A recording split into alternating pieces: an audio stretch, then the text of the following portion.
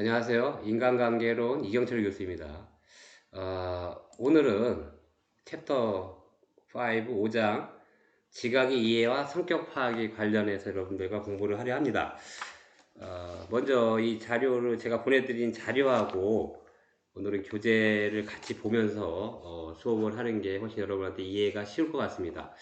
오늘은 이제 인간의 이제 지각에 관련된 거와 성격 파악이기 때문에 주로 그림 같은 게 많이 나옵니다. 그래서 여러분들이 뭐 어렵지는 않아요. 어렵지는 않고 이 부분은 재밌으면서도 꼭 중요한 부분이니까 우리 인간관계에 있었을 때에 중요한 부분을 차지하니까 제가 하나씩 하나씩 설명을 드려볼까 합니다. 그래서 이제 먼저 이제 지각의 이해란 말이 나와요. 그죠? 우리가 첫 시간에 제가 지혜 6단계 할 때 세 번째 단계죠. 우리가 자극을 받으면 뭐가 생기나 해서 오감, 그죠? 오감이 발동하고 그 다음에 펄셋을 지각을 한다고 했습니다.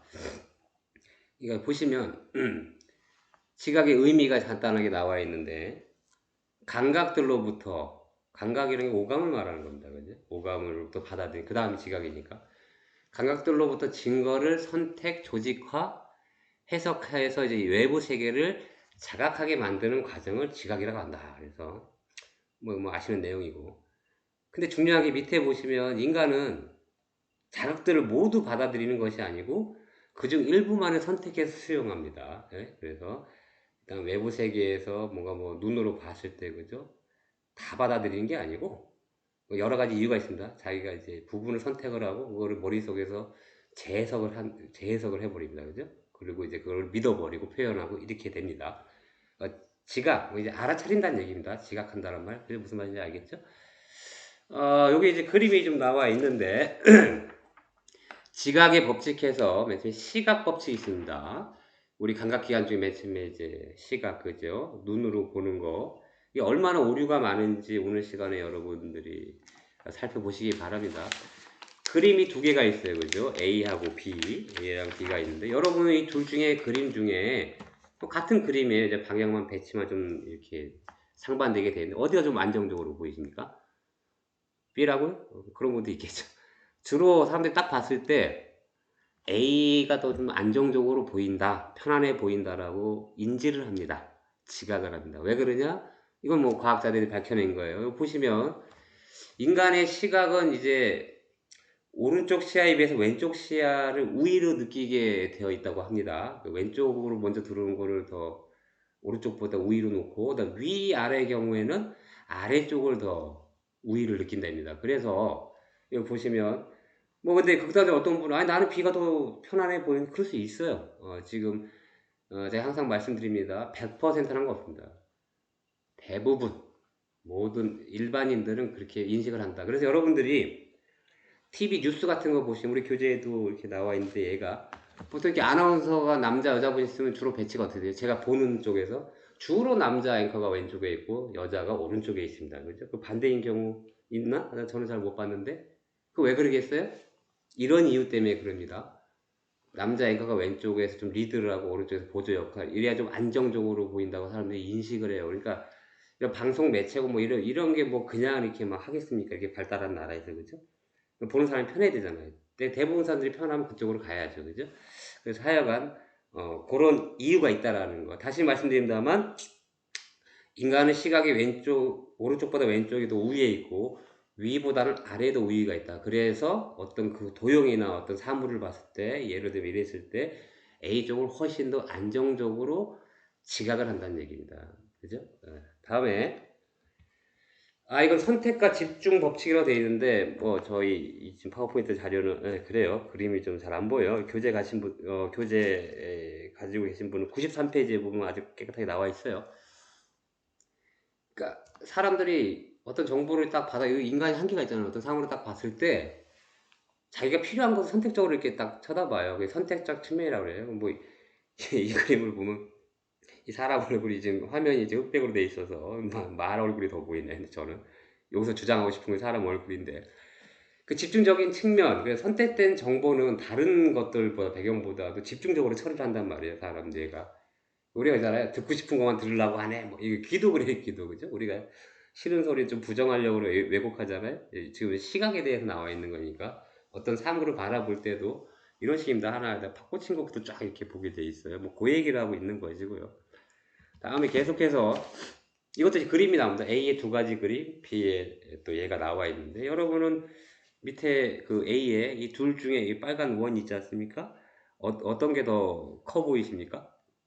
이것도 뭐 저는 왼쪽이 더 커 보여요. 뭐 할 말 없습니다. 일반적으로 오른쪽의 원을 더 크게 이렇게 보인다고 지각을 하고요. 이 그림 자체도 이게 네모가 큰 놈 있잖아요. 큰 놈이 아무래도 뭡니까? 큰 놈의 가운데 줄이 있는 게 작은 네모의 줄이 있는 것보다 좀 짧아 보입니다. 그렇게 안 보이세요? 저만 그렇게 보이는 건가요? 여러분 어떻습니까? 이제 우리 지금 시각에 관련돼서 지금 얘기를 계속 드리고 있는 건데, 약간 보통 일반적으로는 그렇다는 얘기입니다. 그래서 보시면 비 같은 경우는 선의 거리가 길이가 같음에도 불구하고 이제 다르게 착각을 해요. 실제 길이는 똑같은데. 근데 이게 뭐 이런 거가 잘 몰랐을 때는 난 다르게 봤잖아요. 그게 믿을 수밖에 없잖아요. 그러니까 여러분의 시각을 믿지 마시라고. 그리고 이제 개인이 이제까지 어떠한 경험을 했느냐, 또는 어떠한 상황에 놓여 있었느냐에 따라서 같은 사실에도 전혀 다르게 지각할 수 있다라는 거, 인간이. 그죠? 이게 중요합니다. 왜냐? 우리 인간관계를 해야 되지 않습니까? 저도 전번에 또 말씀을 드렸어요. 이제 뭐 차분하게 좀 설명을 드리면, 저희가 또 지난주에 또 화상으로 또 대면도 하고 그랬지 않습니까? 여러분, 많은 학생들이 저를 다 똑같이 평가할까요? 다릅니다. 여러분들이 말씀들을 안 하셔서 그러지. 그건 너무나 지극히 당연한 상황입니다. 여러 가지가 있죠. 이렇게 왜곡되는 것도 있고. 우리는 인간의 이제 뇌에서 재해석해서, 제가 이제 지금 이게 보이나? 이거 펜이 있어요. 뭐 저는 이걸 좋아하는데, 이 펜을 뭐 사람마다 틀리는데, 어떤 사람이 제가 손가락이 얇아가지고 굵은 펜들을 좀 좋아합니다. 뭐 하여간 항상 뭐 어릴 때부터 뭐 일반 볼펜도 좀 뭐 미리수가 있잖아요. 몇 미리면 0.7인데 얇은 거 잘 못 써요. 손도 아프고 막 좀 세게 누르는 경향이 있어서. 근데 이런 것도 정답은 없잖아요. 그러니까 저는 어떤 거 사물을 지각을 할 때 개인적으로 이 그림 같은 게 나와 있습니다만, 저는 개인적으로 큰 걸 좋아해요. 집도 큰 게 좋고, 차도 큰 게 좋고, 사람도 큰 게 좋고 막 그래요. 뭐 제가 말라서 그런가 봐요. 저한테 없는 부분이 그런가 막 뚱뚱 이런 말 해야 되나? 좀 빅한 분들을 좋아합니다. 이게 남자건 여자건 좀 이렇게 안정감을 느껴요. 저는 이렇게 마른 사람보다도. 하여간 그렇습니다. 이런 사람마다 다르기 때문에. 그래서 우리 오늘 여러분들은 요거를 뭐 오늘은 어려운 내용은 아닙니다만, 뭐 용어들은 나옵니다만 그게 중요한 게 아니고 본질을 해석하는 게 중요한 거니까. 이렇듯 우리 눈은 같은 사이즈임에도 불구하고 경우에 따라서 다르게 인식되고 있다. 일단 이거를 먼저 지각을 하십시오. 이게 도용만 그러냐? 계속 이제 글씨도 이제 지각의 법칙 중에서 이제 사전 기대의 법칙이라는 게 있어요. 이 아래 여러분들 어떻게 읽어요? 직관적으로 딱 봤을 때 그냥 뭐 일반인은 더 햇, 캣 이렇게 읽지 않나요? 정관사 더 햇, 이거 모자, 근데 캣 고양이죠? 근데 가만히 보시면 요 가운데 글씨들 다 모양이 똑같아요. 그죠? 그런데 얘는 왜 H로 읽고 정관사 더 TH인데 그 얘도 H로 읽고 얘도 H로 읽어야 되잖아요. 근데 본능적으로 우리 어떻게 해요? 이거 A로 받아들입니다. 얘도 A로 받아들이고 있고요. 저는 그랬습니다. 딱 보자마자. 여러분은 어떤지 테스트 해보세요. 왜 그럴까요? 모양 같잖아요. 지금. 그죠? 근데도 불구하고 이건 그냥 본능적으로 TH로 받아들입니다. 그러면 당연히 얘도 그렇게 받아들여야 되는데 그렇게 안 받아들여요. 그건 뭐냐면 여기 나와 있는 것처럼 사전 기대의 법칙이라고 되어 있어요. 그죠? 과거의 경험은 어떤 상황이 일어날 것이라고 기대하고 예측하게 만들기도 합니다. 그래서 이는 글자의 특징 때문이 아니라 또 단어로서의 문맥이라는 정보가 그죠? 전체 쭉 있으니까 영향을 미쳐 조합적으로 연결된 단어를 인식해 버리기 때문에 이렇게 받아들입니다. 그죠? 뭐 간단한 예지만 이런 걸 통해서 우리가 인간이 얼마나 우매한가를 지금 한 번씩 깨닫는 시간을 갖도록 하면 좋겠습니다. 다음에 또 이거 보세요. 이게 물음표에 뭐가 들어갈 것 같아요? 저는 그냥 딱 생각나는 게 메이크업이라는 단어가 딱 떠올라요. 또 어떤 분은 아니 웨이크업, 어떤 분은 테이크업 다 있잖아요. 그죠? 어떤 걸 들이대도 저는 메이크업이 제 머릿속에 이게 좀 많이 이렇게 각인돼 있나 봐요. 그래서 이것도 사전 기대 법칙 계속 나와 있는 건데 문장 그 앞부분과의 문맥 또는 읽는 이의 기억 속에 있는 지식, 제 머릿속에 메이크업이라는 게 박혀 있나 보죠.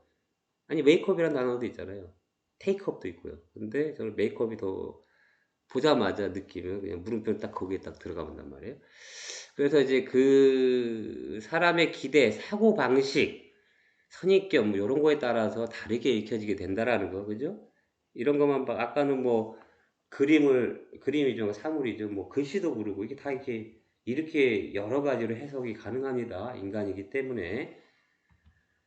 그리고 또 그림이 또 나왔습니다. 계속해서 사전 기대의 법칙. 그래서 여러분 이 그림을 딱 보는 순간 뭐가 생각납니까? 어떤 이게 여자가 이렇게 엎드려서 이렇게 흐느끼는 것처럼 보이기도 하고, 그죠? 안 그래? 저만 그래? 쭉 보세요. 이렇게 그렇기도 하고, 어떤 경우는 이렇게 저처럼 중년의 남자가 이렇게 인상 쓰고 있는 것 같기도 하고, 그죠? 맞습니까? 뭐 이 그림을 딱 보면 그래요. 이 사물을 보고도 뭐 이렇게 막 어떤 사람은 그 둘 중에 하나만 인식해서 이걸 봤다고 예를 들면 뭐 얘기를 하겠죠. 나는 지금 여자가 저쪽에서 우는 걸 봤어. 그러니까 어떤 사람이 와서 아니 나 중년 아저씨를 봤는데 예를 들자면 그런 겁니다. 하여간 같은 그림이라도 그죠? 여러분의 마음의 상태나 기대에 따라서 그 해석이 전혀 다르게 나타난다는 겁니다. 뭐 이런 거. 그다음에 귀신의 정체. 보시면 어두운 산길에서 이제 멀리 서 있는 귀신을 만나보고 놀란 적이 있다. 여러분도 어릴 때 그런 경우 있죠? 다들 한 번 정도는 있죠? 이게 막 나무가 흔들리는데 귀신을 특히 남자분들 군대에서 보초 쓰다 그런 경우 많죠. 그러니까 자세히 보니까 귀신의 정체는 소나무였다. 이건 확인이 됐었어요. 이거 소나무네. 이거 안심을 할 수 있어요. 꼭 귀신인 줄 알았는데 정신 차려보니 소나무 숲이었던 것이다. 여기서 이제 무섭다, 무섭다, 겁먹은 마음이 귀신을 만들어낸 셈이다. 근데 여기서 제가 드리고 싶은 말씀은 뭐냐면, 귀신의 애가 나와 있는데, 또 우리 여러분 수업 받는 여러분 중에 뭐 크리스티애너티 기독교 신자들이 있을 거예요. 뭐 하나님이 있다 없다. 기독교 신자들은 당연히 하나님이 계시다고 믿는 거죠, 그죠? 근데 저쪽 무신론자들은 뭐예요? 하나님이 없어요. 근데 귀신하고 같은 거예요. 잘 들어보세요. 이게 철학적으로 인식론이냐 존재론이냐인데 여러분이 저한테 교수님 하나님이 있어요? 아니면 귀신이 있어요라고 질문하면 저는 어떤 대답을 하냐면 네가 귀신이 있다고 아니면 하나님이 있다고 믿으면 존재한다. 근데 네가 없다고 믿으면 존재하지 않는다라고 대답할 수밖에 없어요. 말장난 같다고요? 여러분 생각해보세요. 내가 인식을 하고 존재한다니까요. 어떤 거 뭐 불안한 어떤 주로 이제 미래에 대해서 우리가 예측할 때 우리가 머릿속에 나 앞으로 취업이 안 되면 어떡하지? 시험 못 보면 어떡하지? 아직 일어나지도 않았어. 그죠? 저 역시 그거에 시달리고 삽니다. 이렇게 공부를 하면서도. 근데 그건 아니다 자꾸 이렇게 생각하는데. 왜냐면 자꾸 그래서 그랬잖아요. 이 밝은 생각을 하면 이제 밝아지고 이건 다 이게 수도하시는 분들이 말씀하시는 거예요. 어두운 생각하면 어두워진다는 말이 그런 거예요. 생각 자체가 그죠? 내가 어떻게 인식하느냐에 따라서 실제로 존재하고 내 감각 기관은 막 진짜로 이게 떨리고 그러잖아요. 미래에 대한 어떤 확실하지 않은 불안감이 내한테 확 엄습해 올 때가 있잖아요. 사람이 살다 보면 뭐 경제적인 거, 뭐 또 앞으로 미래 결혼의 문제, 뭐 집안의 문제, 뭐 이러다 보면은 딱 일어나지도 않았는데도 내가 안 좋은 어두운 생각을 해버리면 어떻게 돼요? 정말 그 세계가 펼쳐지잖아요. 그건 팩트잖아요. 그죠? 우리가 경험할 수 있는 것들이잖아요. 그래서 우리가 계속 뭐 밝은 생각을 해라, 뭐 긍정적인 생각을 해라, 뭐 이렇게 말씀드리는 이유가 인간관계에서도 그렇죠. 인간관계에서도 앞선에도 말씀드렸습니다만 보통 이게 인간관계를 하다 보면 중요한 게 우리 인간관계론을 배우고 있는 거고 아주 원론적으로 이제 인간에 대해서 분석하는 과정 중에 이제 지각 파트가 나와 있는 건데 제가 바라보고 제가 생각하는 게 꼭 정답이 아닐 수가 아니다라는 것이 훨씬 확률이 높아요. 여러 가지로 했을 때. 제가 그랬잖아요. 제가 자란 환경, 배경, 지식 수준, 뭐 여러 가지 문화, 뭐 이런 거에 따라서, 그죠? 평가를 다르게 합니다. 제가 누누이 강조드립니다. 그래서, 물론 자신의 어떤 스타일이나 뭐 추구하는 세계관 이런 게 있잖아요. 이게 안 맞아서 상대를 만났을 때 이게 동성이든 이성이든 간에 안 맞는 사람이 있어요. 왜냐면 기질이 다르잖아요. 기질도 다르고 뭐 생각하는 것도 다르잖아요. 근데 뭐 중요한 것은 그래서 우리가 이런 것들을 배움으로써 그죠? 뭐 지난 시간에 우리 줌으로도 이제 화상 수업을 했습니다만 인간관계 수업을 되게 기대하고 들어오신 분들도 있고 막 한데 어떤 뭐 다시 말씀드리면 인간관계라는 거를 이렇게 해야 돼라고 뭐 정의 내릴 수는 없습니다만 먼저 제가 항상 말씀드리는 게 자신이 먼저 파악이 돼야죠. 그러니까 우리가 제가 첫 시간에 때 인간관계를 할 때 인간이 뭔지에 대해서 물론 이게 시간을 좀 많이 가지고 잘 얘기를 해드려야 좋은데 그 저의 이게 교육적 철학이에요. 이 과목에 대해서 그 나를 아는 것 중에 이제 나의 지금 눈에 대해서 그죠? 지각하는 부분에 대해서 뭘 보고 어떻게 지각하는 게 아 이렇게 오류가 있구나. 그 소크라테스도 그리고 예전 다 성인들이 네 자신을 알라라는 말씀을 하셨잖아요. 그죠? 다시 말씀드리면 내 자신을 먼저 알아야 그죠? 내 이웃도 알고 그죠? 사회도 알고 민족도 알고 국가도 알고 세계도 알고 우주도 알고 그죠? 그 나는 모르는데 뭐 세상이 어떻게 돌아가니? 저 사람은 나쁘네 좋네. 하나님이 있네 없네. 귀신이 있네 없네. 되게 웃기지 않습니까? 일단 나부터 파악이 들어가야죠. 그죠? 그래서 뭐 하여간 이거는 저는 이제 철학적으로 봐도 됩니다. 인식론과 존재론. 이것도 어, 과학에서도 밝혀내요. 양자 물리학에서도 퀀텀 피직스라고 합니다. 뭐 모든 부분을 다룰 수가 없으니까 요새 또 제가 양자 물리학에 좀 빠져 있는데 개인적으로 저는 뭐 이제 이쪽 저쪽을 다 봅니다. 그래서 저는 이제 인식론이냐 존재론이냐 했을 때 논란의 여지가 있습니다만 저는 인식하면 존재한다고 믿는 사람이에요. 저는 개인적으로. 네? 앞서 말씀드린 것처럼 또 우울한 생각 아니 기쁜 생각 난 앞으로 잘 될 거라고 막 그림 그리면 또 기분 좋아져요. 존재해버리잖아. 그 상태가. 그 상태, 기분이 이게 존재한단 말이에요. 그게 착각이든 아니든 중요한 건 난 그 당시에 기뻐진단 말이죠. 막 밝은 미래가 막 보이고 뭐 하여튼 그렇습니다. 그것까지만 말씀을 드리겠고 또 이제 착시 현상에 대해서 계속 나오는데 말 그대로 우리 뭐 제주도에 그게 있나 저는 안 가봤는데 그 도깨비 도로 있잖아요. 주변 환경하고 달라가지고 그죠? 실제 내리막인데 오르막이고 막 이런 거 그런데 많잖아요. 우리나라에 있잖아요. 저는 이제 그 장소에 직접 가본 적은 없는데 그게 뭐 사람이 바보라 그런 게 그렇게 보이잖아요. 왜냐 주변 환경 때문이죠. 주변 환경하고 이게 맞물려 가지고 실제로 이렇게 기울어져 있는데 내리막길인데 오르막으로 보인다든가 실제로 오르막인데 내리막으로 보일 수가 있어요. 이 단독으로만 보면 괜찮은데 주변 환경 때문에 그죠? 다 아시죠? 뭐 ABCD 막 이렇게 돼 있는데 여기는 뭐 뮬러, 뭐 라이어의 착시, 폰조 착시, 뭐 졸로 착시, 뭐 이런 게 중요한 이름이 중요한 게 아니에요. 그냥 그림만 보고 우리가 직관적으로 받아들이자고. A도 이렇게 보시면 이 길이 같아요, 그죠? 근데 이제 화살표 요거, 그죠? 얘가 좀 더 길어 보이지 않아요? 또 이게 길어 보인다면 저는 뭐 할 말이 없습니다. 그리고 이제 B 본조 착시 이거는 실제로 우리가 철길 같은데 이렇게 멀리서 이렇게 척 보잖아요. 보면은 위에서 보면 이런 식으로 보이잖아요, 레일이. 그리고 아래 철선이 이렇게 있는데 이 그림이 약간 좀 잘못된 것 같아. 원래 이렇게 멀리 있는 선이 똑같잖아요. 길이가 같은데 위에서 보니까 이렇게 지금 이 모양으로 보이잖아요. 근데 실제 이 길이가 같더라도 얘가 더 길어 보이거든요. 근데 이 그림이 약간 좀 이상한 것 같아.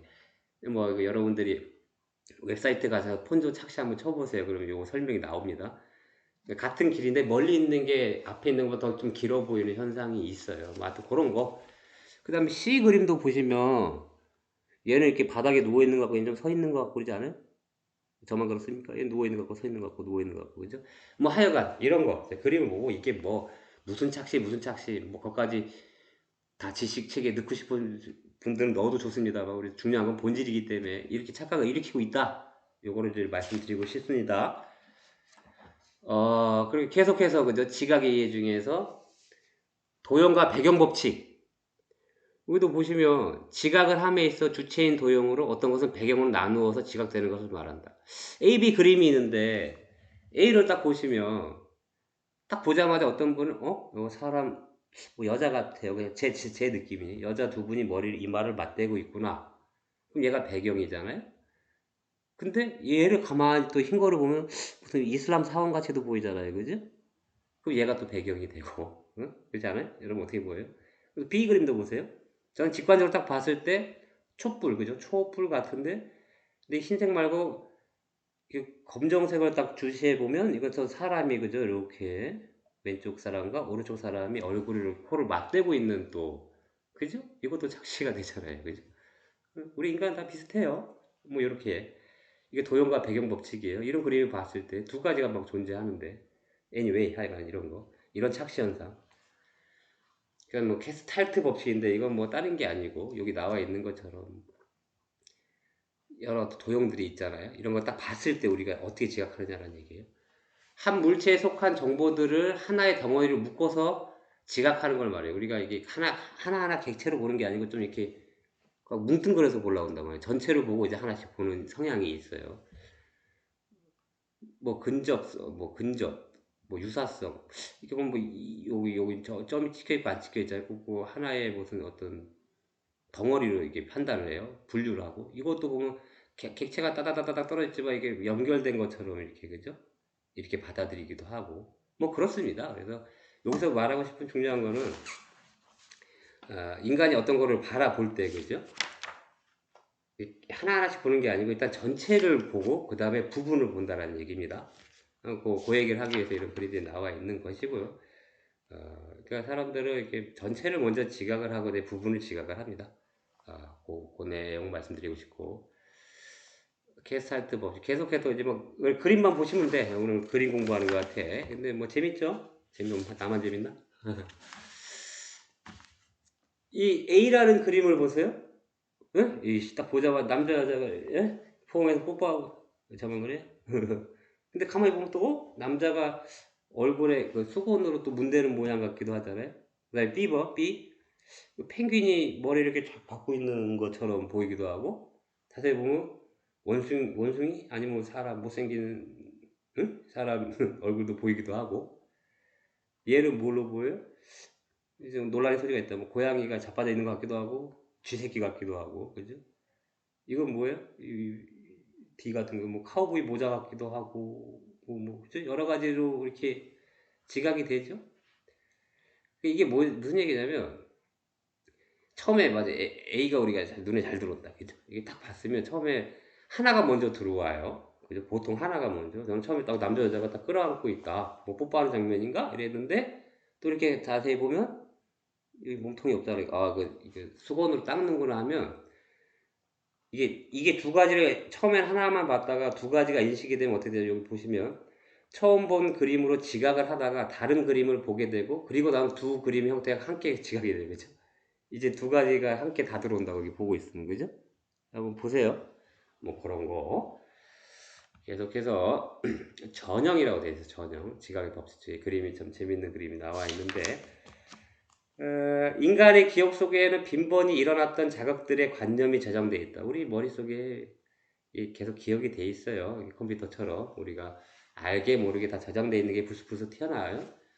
그래서 이제 뭐 체면 치료 같은 것도 하잖아요. 그래서 무의식 속에 있는 거 끄집어내고 막 이런데 우리가 유사한 형태와 마주치면 실제 자세히 보지도 않고 머릿속에 전형 기억하고 있는 전에 있던 형태와 비교한 뒤에 쉽게 그냥 그렇다고 믿어버리는 거예요. 이 그림은 그냥 이렇게 생긴 외계인이 딱 내리자마자 지랑 똑같이 생겼거든. 그러니까 야, 너 귓구멍에 손 빼고 얘기해. 뭐 이러는 거예요.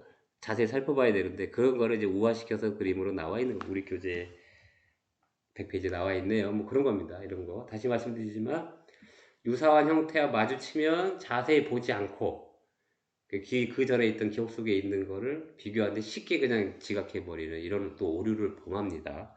뭐 그런 얘기 하고 싶고요. 그 다음에 이제 지각 오류 중에 이제 초두 효과하고 최근 효과가 있는데, 일단 뭐 내용을 먼저 말씀드리면, 어, 우리가 뭐 첫인상과도 같은 현상이에요. 첫인상 효과인데, 첫 번째 인상의 중요성이에요. 여기 이제 발표하시는 분이 이렇게 쫙 있어요. 이렇게 있다 보면, 이분이 제일 처음에 발표하고, 그다음부터 여자분들이 쭉 하잖아요. 몇십 명이 있는데, 그러면 이제 여러분이 뭐 심사관이다라고 생각하시고, 누구를 먼저 기억을 할 것 같아요? 일반적으로 여기 교재에 나와 있는 건, 이건 저는 약간 좀 다른데, 저런 스타일이. 처음 본 사람을 좀 기억을 한다고 돼 있어요. 이게 뭐 면접을 봤는데, 뒤에 본 사람보다 처음 본 사람을 더 기억에 오래 남는다 이런 얘기도 있고. 근데 이 밑에 보시면 최근 효과란 것도 있어요. 사람들은 이제 이런 상태에서 누가 기억에 오래 남는가라는 질문에 가장 조금 전에 질문을 끝낸 사람도 잘 기억해내었다 이 말은. 저는 이쪽이 좀 그렇거든요. 저는 이렇게 모르게 왔다 갔다 하는데 어느 비율이 큰지는 모르겠습니다만 제가 뭐 면접관 들어갔을 때 첫사람도 기억을 하지만 그래서 첫사람이 저를 기억 많이 나는 것 같아요. 최근에 맨 마지막에 한 사람도 이제 기억해내는 사람들이 많다 뭐 이런 얘기입니다. 그래서 뭐 초두 효과 또 우리가 인간관계에서 첫 번째 이거는 과학적으로 밝혀진 거니까 아까 전에 또 우리가 앞선에 계속 나온 게 그죠? 우리 시각으로 착각하는 거 왜곡되고 변질된 거 많잖아요. 그러니까 첫인상이 얼마나 중요한지에 대해서는 뭐 이런 예를 안 들으셔도 그죠? 물론 제가 이 과목 수업시 언젠지 모르겠습니다만 남 신경 쓰지 마라 뭐 이런 내용들을 많이 했습니다만 그런 어떤 전반적인 어떤 삶의 어떤 초월성을 말씀드린 거예요, 그죠? 너무 신경 쓰면 내 삶이 없으니까 그죠? 남 신경 쓴다고 인정하시죠? 그럼에도 불구하고 첫인상 여러분이 미팅을 가는 선을 보러 가는데 뭐 쓰레빠 질질 끌고 가 이거 그 인상이 어떻게 되겠어요? 뭐 득도하신 분 아니면 그걸 그대로 받아들일까요? 그게 이제 기억에 팍 남기 때문에 가뜩이나 우리 시각은 이렇게 오류를 많이 범하는데 그죠? 그러다 보니까 자꾸 남을 신경 쓰는데 이건 뭐 극단적인 얘기입니다만 첫인상이 되게 중요하다 그죠? 첫인상이 되게 중요하고 처음에 잘 보이고 나면 제가 또 인간의 분석을 하다 보면 제가 말씀드렸잖아요. 얼마 전에 총선도 했습니다만 인간은 그 사람의 어떤 선거 공약이나 뭐 정책성이나 뭐 어떤 실력이나 이걸 객관적으로 분석해서 그분을 찍는 분도 있지만 대부분 인간들은 제가 말씀드렸잖아요. 자기가 딱 보고 얼굴이 잘생겼던 아니면 멋지게 생겼던 내가 좋아하는 사람을 찍는다고 말씀드렸잖아요. 그랬듯이 그런 오류를 범하듯이 첫인상에서 이렇게 뒤에도 나온다만 첫인상에서 잘 보이면 대부분 사람들은 이 사람이 약간 실수해서 그거 다 그냥 무시해버리는 경향이 있어요, 인간은. 그런 게 있습니다. 그래서 여기서 제가 말씀드리는 건, 첫인상의 중요성이 되게 중요하기 때문에 다 실험을 통해서 나오는 거기 때문에, 최대한 뭐, 이쁘게 멋있게 나가란 말이 막 화려하고 이랬다기보다도, 이건 설명드리기도 그렇습니다. 그죠? 모든 인간들은 그 첫인상이라는 걸 갖고 있으니까, 그죠? 잘 보이시는 게 좋겠죠? 우리 여러분들이 어느 정도 수준이 되시면 그런 것도 내려놔야 되지만 어떤 사회생활을 하시려면 그거 되게 중요합니다. 뭐 그 얘기하고 싶고요. 그다음에 이게 지각의 오류 중에서 이제 평가하는 부분에 대한 오류를 나타낸 거예요. 어떤 거를 이제 평가를 하실 때 평가하자 뭐 상관이나 뭐 면접관이나 이런 거죠. 뭐 일단 뭐 여러 가지가 나와요. 배분 오류. 그 평가하는 사람이 모든 사람을 좀 동일하게 평가하려는 경향이라든가 관대성의 오류라는 것도 있어요. 무조건 점수를 후하게 주려는 경향. 제가 좀 그래요. 학생들 좀. 근데 지금 관대하면 뭐합니까? 이게 이제 비율이 정해져 있는데, 그죠? 뭐, 죄송합니다. 갑자기 점수 얘기를 해서. 저 정말 다 잘 주고 싶어, 그냥 아저씨. 응? 잘 주고 싶은데 이게 사실 그런 것도 안 되잖아요. 그 반대로 엄격성의 오류도 있어요. 너무 또 낮게 주는 경향을 가진 분도 있고, 그 다음에 중앙 집중 오류도 있어요. 모두를 이제 평균 내서 중간으로 평가하는 경우도 있고, 뭐 그렇습니다. 그래서 제가 잠시만요. 제가 이거 좀 편집하느냐고 우리 교재 이게 103페이지에 5-14 그립니다. 평가 오류에 대해서 나와 있는 거예요. 그래서 뭐 이런 실수들을 합니다. 그리고 이거는 뭡니까? 후광 오류라고 하는데 많은 평가자들은 비평가자들의 한 가지 측면에 대한 평가를 모든 측면에 대해 일반화시키는 경우 뭔 말인지 알겠죠? 만약에 갑을병정이라는 4명의 직원을 테스팅하는데 이거 보시면 이게 후광 효과가 뭐냐면 이게 얼마나 웃겨요 이게 갑이라는 직원에 대해서 뭐 이게 5점 척도인 것 같아. 여러분 뭐 5점 척도란 말 뭔지 아세요? 뭐 평가할 때 여러분 설문지 같은 거 하실 때 보면 반대 수도 있는데 1번 어, 매우 나쁨, 2번 나쁨, 3번 보통, 4번 좋음, 5번 아주 좋음. 그래갖고 이렇게 체크하는 거 있잖아요. 그게 이제 5개로 나누면 5점 척도, 더 쪼개면 7점, 뭐 9점 막 이렇게 나갑니다. 아마 5점 척도 같은데. 어떤 점수를 줬을 때 이 표만 보고 판단해 돼서 그래 해석을 하기 위해서 갑이라는 직원에 대해서 평가한 분이 뭐 결근이나 의사소통에 대해서 5점을 줬어. 근데 다시 말씀드리면 이 기준을 제가 해석을 하는 거예요. 5점이 낮은 걸 수도 있어요. 그죠? 거꾸로. 응? 이 평가 기준을 할 때. 처음이 매우 좋음, 그 다음에 2번이 좋음, 3번이 보통, 4번이 나쁨, 5번이 매우 나쁨 이렇게 될 수도 있잖아요. 그죠? 근데 뭐 그거는 상관없이 하여튼간 뭐 이런 어떤 걸 주고 나면 대부분 다른 것도 뭐 얘는 그럴 거야 라고 그죠? 어떤 항목에 대해서 그죠? 같은 점수를 줘버려. 그죠? 이런 게 이제 후광 오류라는 거예요.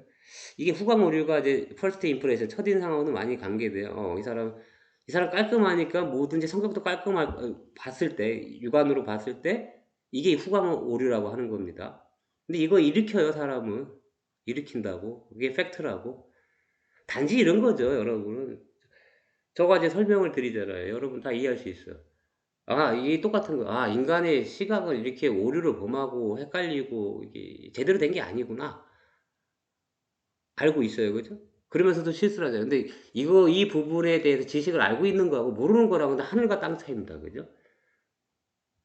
내가 그걸 모르면 그냥 믿어버린단 말이에요. 우리가 공부하는 이유가 그런 거 아니겠습니까? 알고 있으면. 그죠? 뭐 그런 겁니다. 뭐, 아까 뭐 귀신이 있냐, 없냐, 뭐 이런 거죠. 뭐 성직자들, 뭐 스님이나 신부님이나 목사님도 보세요. 우리 자연계에 살잖아요. 아무리 거룩한 분도 아파트에 떨어지면 죽어요. 그 차가 오면 들이받으면 죽어요. 아파트에 떨어지면 왜 죽어요? 중력 때문에 죽어요. 그죠? 밑으로 떨어지니까 높은 데 떨어지면 그 차가 오면 그 거룩한 분은 차에 치면 안 죽습니까? 얘를 너무 초등학교 수준으로 됐습니까? 무슨 아 근데 실제로 그런 제가 요번에 이런 말씀 드려도 되나? 절대 오해하지 마시고 지금 코로나 많이 잡혔는데 어느 교회에서 아니 존경하는 목사님들 많아요.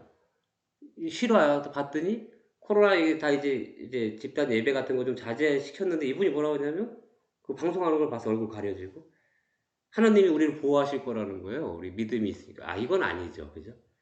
다시 말씀드립니다. 다 그런 게 아니고 어떤 뉴스에서 봤어요. 제가 그걸 보면서 아 이분은 잘못된 믿음을 갖고 계시구나. 제가 말씀드린다면 제가 아무리 거룩하고 깨끗하고 훌륭한 사람이라도 그죠? 그거 받으면 죽어. 지금 앞서 말씀드린 그분은 그런 걸 모르는 거예요. 신이 날 지켜준다. 아니 바이러스 더 얘기를 안 하겠습니다. 하여간 그렇습니다. 이게 후광 오류라는 게 그런 겁니다. 아이고 이거 다리야. 그래서 저 사람은 좋게 보면 점수 쫙 잘 주고요. 그죠? 좀 안 좋게 보면 이것저것 다 안 좋게 보는 경향이 있어요. 여러분도 가슴에 손을 얹고 어떤지 한번 자신을 잘 생각해 보세요. 우리가 그때도 이제 자각을 해야죠. 아, 내가 저 사람 좀 안 좋게 봤어. 근데 내가 그 사람을 좀 윗사람이라고 생각했을 때, 그래도 그런 걸 좀 객관화시킬 수 있는, 그죠? 그 능력을 키워야겠죠. 뭐, 그 말씀을 드리려다 약간 말이 좀 빠졌습니다. 죄송합니다. 아휴, 이 내용이 많아요. 그죠? 지각의 오류 중에서 이제 뭐, 스테레오 타입 오류 이렇게 나와 있는데, 예, 보시면, 인쇄를 하기 전에 어떤 동판을 만들어가지고 찍어내잖아요? 어, 동일한 인쇄물을 만들게 되는데 이때 필요한 동판 우리 교재는 어떻게 표현되어 있냐면 이게 스테레오 타입 오류에서 104페이지 한번 제가 읽어 드릴게요. 어, 스테레오 타입 오류란 인쇄를 하기 전에 활자를 배열해 놓고 거기에 납이나 구리를 부어서 동판을 만들어 동일한 인쇄물을 수없이 만들게 된다. 그죠? 이때 인쇄에 필요한 동판이 바로 스테레오 타입이다. 이 말은 뭐냐면 이를 한국말로 하면 상동 효과라고 하는데 우리가 인간이 가지고 있는 고정관념, 편견, 전형 등으로 보면 된다. 이렇게 되어 있습니다. 그죠? 스테레오 타입 우리말로 상동 효과라고 합니다. 그래서 인간이 가지고 있는 나의 고정관념. 뭐 성적으로도 되잖아. 쟤 여자니까 못할 거야. 남자니까 이거 해야 돼. 뭐 이런 거 있잖아. 편견. 전형. 기존에 내가 인식하고 있었던 형태나 뭐 지식 뭐 이런 거라고 보면 됩니다. 고정관념, 편견 이런 게 제일 크죠. 사물을 딱 보고. 우리 되게 많이 오류를 범하잖아요. 응? 특히 성적으로도 많이 그러잖아요. 여자가 이거 할 수 있어? 거꾸로 여자분은 남자가 이런 것도 못해? 뭐 이런 거, 편견 이런 거 있잖아요. 뭐 이런 거. 그리고 나와 있는 게 대조 오류라는 게 있습니다. 대조 오류. 이건 말 그대로 대조하는 차례로 제시된 대상 사이에 차이점을 인식하는 과정에서 오류가 발생할 수 있다. 되겠습니다. 비교해가지고 그러니까 뭐 이런 거죠. 여러분들이 어떤 물체가 있는데 처음에 가벼운 거를 들었다가 무거운 거를 들면 그냥 무거운 거 들었을 때보다 더 무겁게 느껴진다는 얘기예요. 그 대조가 되기 때문에. 무슨 말씀인지 알겠어요? 제가 그냥 원래 가벼운 거 안 들고 이제 무거운 거만 확 들었을 때 느낌하고 처음에는 좀 가벼운 거 들었었다가 무거운 거 들면 이 차이가 나니까 그냥 이게 단도로 들었을 때보다 더 무겁게 느껴진다고 뭐 이런 게 대조 오류라고 합니다. 뭐 당연히 그렇게 느낄 거 아닙니까? 그걸 이제 대조 오류라고 한다. 그러면 되고 또 이제 귀인 오류도 있습니다. 귀인 오류. 사람들은 타인의 행동에서 원인을 찾고자 하는데 이때 찾아진 원인을 돌려서라도 호기심에서 벗어나 후련함을 얻으려 한다. 그 오류 중에서 다시 말하면 우리 책 어디 있냐면 이것도 이제 104페이지 보시면 귀인이란 사람들은 타인의 행동이 왜 일어났는가에 호기심을 많이 가지고 있어서 행동의 원인을 찾고자 하는데 이때 찾아진 A 원인을 B로 돌려서라도 호기심 벗어나서 후련함을 얻으려 한다. 그러므로 타인의 행동을 어디다 기속 혹은 귀인시키느냐에 따라 타인에 대한 해석이 달라지고 그 해석에 따라서 개인의 반응이 달라진다. 그래서 이런 오류에 대한 거에 대한 또 여러 가지 나와요. 가장 기본적인 기인 오류. 이런 거죠. 일반적인 사람들은 다른 사람들의 행동을 그 사람이 처한 상황적 요인보다 그 사람이 원래 그런 사람이야 라고 귀인시키는 거 말합니다.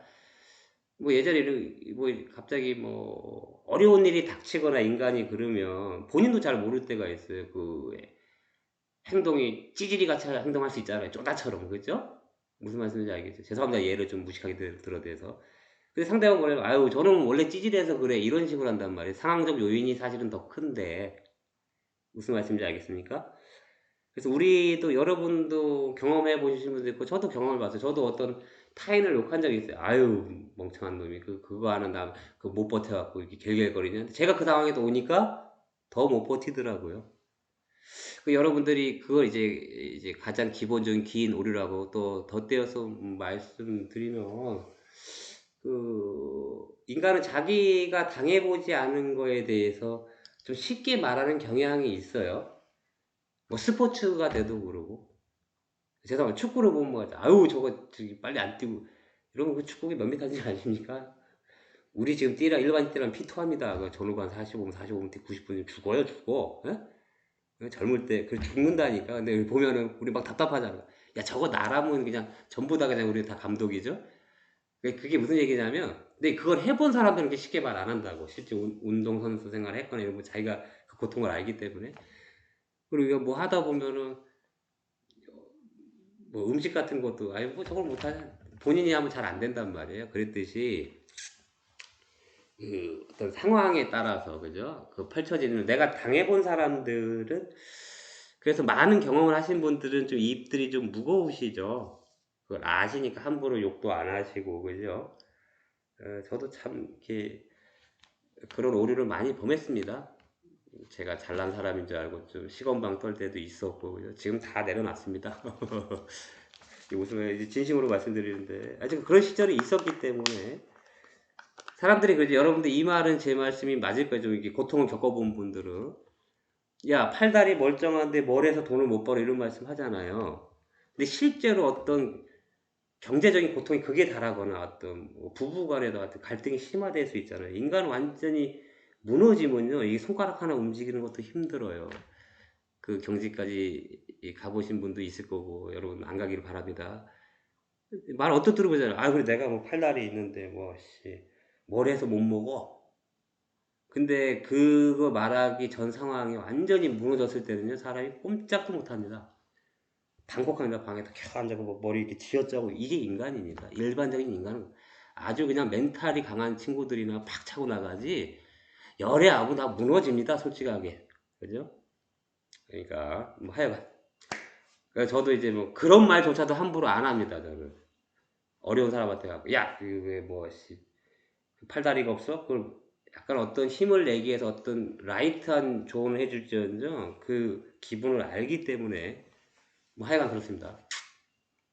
그 다음에 자기 기반 합의성 효과라는 게 있는데 자기와 비슷한 부류의 사람이나 실제로 자기가 비슷하게 행동하는 사람을 찾는 거. 인간은 그럴 수밖에 없어요. 이게 어, 다시 말씀드리면 자기와 비슷한 부류 끼리끼리 모인다는 말씀 알죠? 그게 편하거든 좋고 그래서 자기 개발의 합의성 효과라고 합니다. 그 다음에 또 이제 다섯 번째 지가 보는 이제 귀인 오류, 아, 방어적 기인 가설.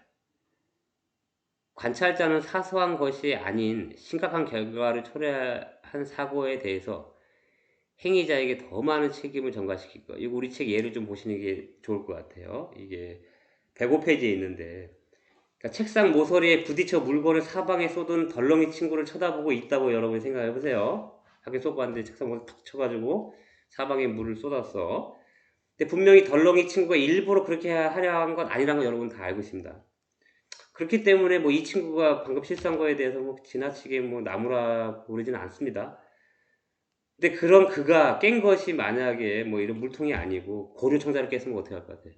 아주 비싼 걸 깼으면 여기서 이제 방어적 기인 가설인데 관찰자는 사소한 것이 아닌 심각한 결과를 초래한 사고에 대해서 행위자에게 더 많은 책임을 전가시킨다는 거예요. 그냥 이제 책상 못을 팅 박아갖고 물 같은 거 떨어뜨리면 뭐 실수할 수도 있지. 그렇게 받아들이는데 만약에 그 떨어뜨린 게 고려청자 아주 막 값으로 헤아렸으면 떨어뜨리면 더 크게 그죠? 그 행위를 책임을 전가시키는 거 이제 방어적 기인 가설이라고 하고요. 그 다음에 자존적 기인 편파 이것도 여러분 다 아시죠? 요새 내로남불이라고 그러나? 내가 하면 로맨스고 남이 하면 불륜이라고. 뭐 하면 성공은 자기에게 돌리고 실패 아유 죄송 내로남불이 밑에 거다. 뭐 비슷한 건데 성공은 자기한테 돌리고 실패에 대한 책임은 부정하려는 경향. 인간이 좀 그래요. 이기적이에요. 그 잘나면 지 탓이고 못나면 조상 탓이잖아. 지가 성공하면 내가 잘나서 성공한 거고 뭐 망가졌어. 아, 내 부모 잘못 조상 잘못 만나서 그렇다. 뭐 이런 거예요. 자존적 기인 편파.